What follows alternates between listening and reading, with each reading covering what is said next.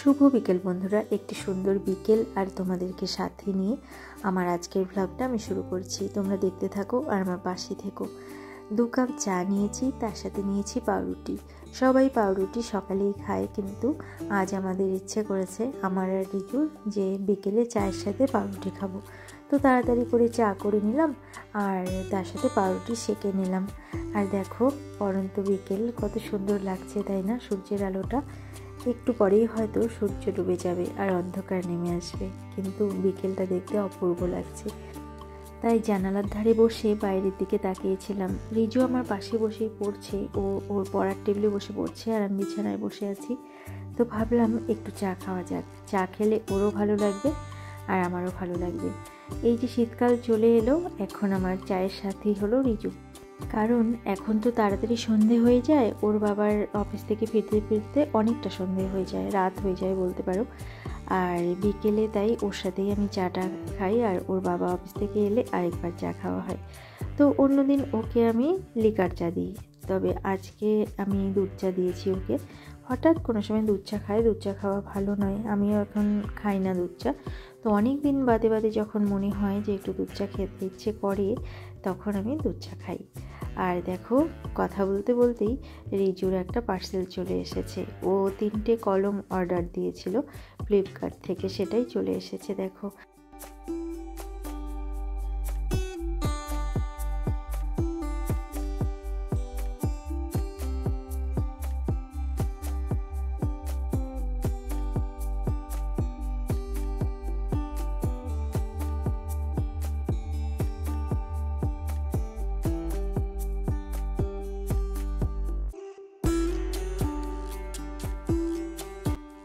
কলমগুলো পেয়ে কত যে ও খুশি হয়েছে, খুব খুশি হয়েছে। আর দেখো, এই যে লিখতে বসে গেছে।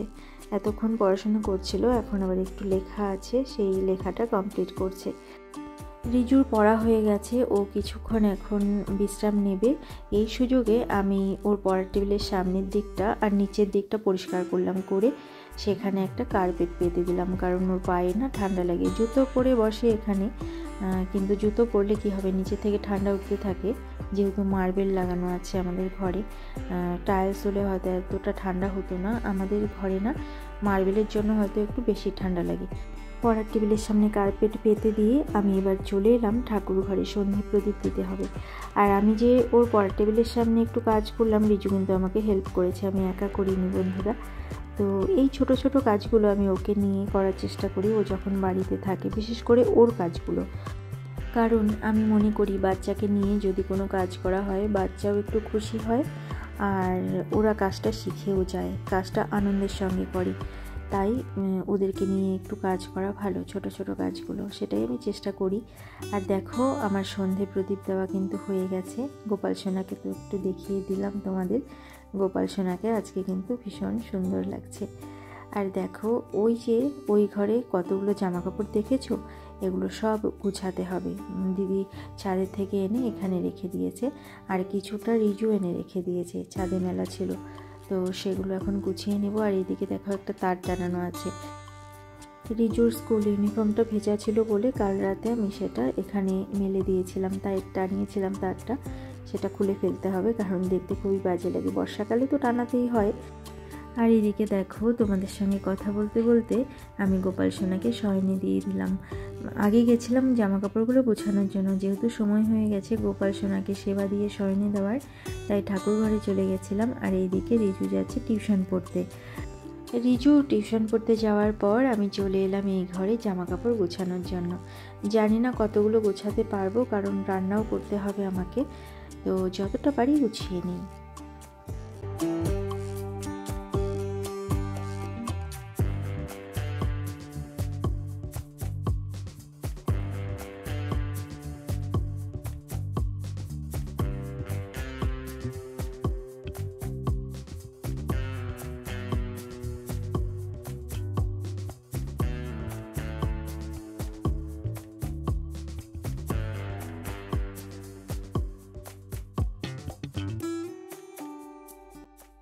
কিছুটা জামা কাপড় ভাঁজ করার পর আমি এখন চলে যাব রান্নাঘরে, কারণ আমাকে রান্না করতে হবে, রাতের খাবার বানাতে হবে।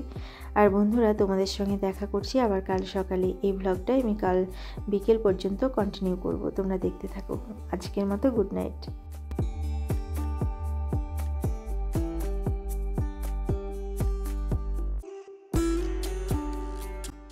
শুভ সকাল বন্ধুরা, এটা কিন্তু পরের দিন সকাল। আর দেখো আমি ভাত বসিয়ে দিয়েছি, একদিকে সয়াবিন রান্না করছি। সয়াবিনগুলো ভেজে নিলাম, ভেজে নিয়ে আলু ভেজে মশলা দিয়ে কষিয়ে ঝোল দিয়ে দিয়েছি, আর সয়াবিনগুলো দিয়ে দিয়েছি।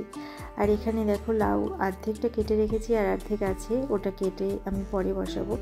যেহেতু রিজুর বাবা এখন অফিস যাবে, তো আমাকে তাড়াতাড়ি করে যে রান্নাটা নিয়ে যাবে অফিসে আর খেয়ে যাবে সেটাই করতে হবে। তো আমি সয়াবিনটা আগে করলাম।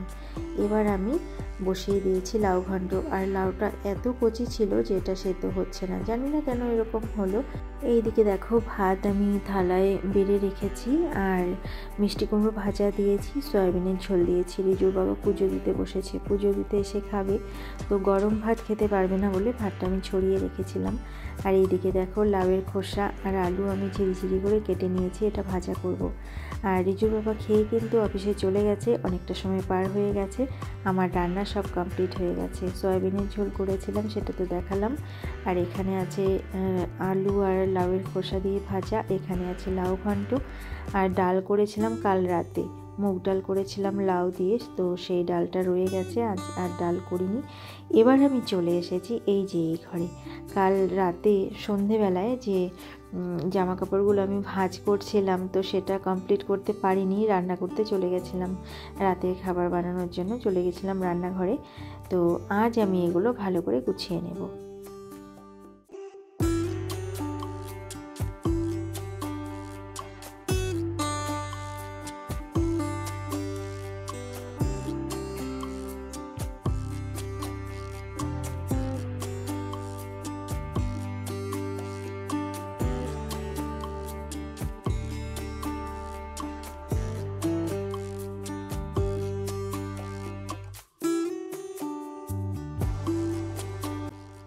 দেখো বন্ধুরা, আমি জামা কাপড়গুলো গোছাচ্ছি, আর ওইদিকে যে আমাকে কাজে হেল্প করে দিদি, সেই দিদি এসেছে, ঘর ঝাড় দিচ্ছে।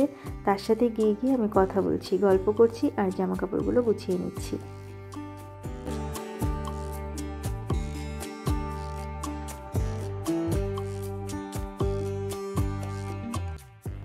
এক এক করে সবগুলো কাপড়ই আমার ভাঁজ করা হয়ে গেছে। দেখো বেডরুমে এনে বিছানায় রেখে দিয়েছি। এবার আমি এগুলো আলমারিতে তুলে রাখবো, তুলে রেখে তারপরে আমি স্নানে যাব। আর তোমাদের সঙ্গে কথা হচ্ছে আবার বিকেলে।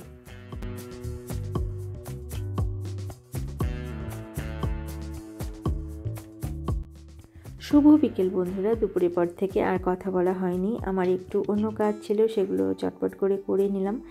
এবার আমি জানালাগুলো বন্ধ করে দিচ্ছি, যেহেতু বিকেল হয়ে গেছে আর এখন শীতকাল, তাই তাড়াতাড়ি জানালা বন্ধ করতে হয়। হালকা রোদ থাকতেই আমি কিন্তু সব জানালা বন্ধ করে দিই, কারণ তা না হলে মশা আসতে থাকে আর ঘরে ঠান্ডা ঢুকে যায়। তো তাই আমি এগুলো বন্ধ করে দিয়ে পর্দাগুলো টানলাম না, পর্দাগুলো আমি পরে টেনে দেব। এখনও বাইরে আলো আছে, তাই পর্দাগুলো সরানোই থাকলো।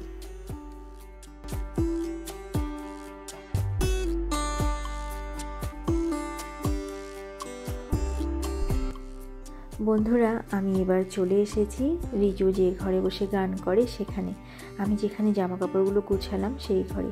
এই ঘরের বিছানা চাদরটা কয়েকদিন থেকেই ভাবছিলাম যে চেঞ্জ করব, তো হয়ে উঠছিল না। আজ আমি এটা পাল্টাবো। আর এদিকে তারটা খুলে রাখছি, আবার যখন প্রয়োজন পড়বে কখনো জামা কাপড় মেলার, তখন আবার টানিয়ে নেওয়া যাবে। এখন এটা সরিয়ে দেব, কারণ গানের টিচার আসবেন, তবলার টিচার।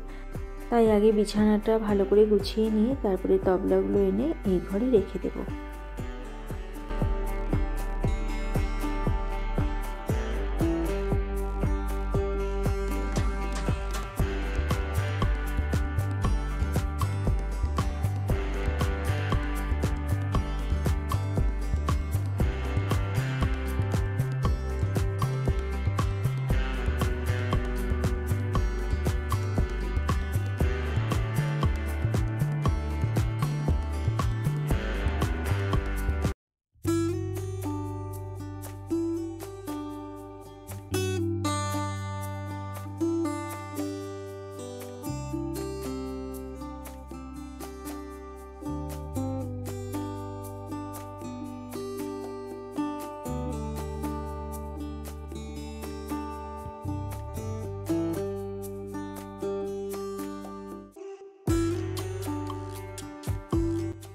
জানো বন্ধুরা, এই যে বিছানা চাদরটা দেখছো, এটা আমার ছোটদি আমাকে দিয়েছে।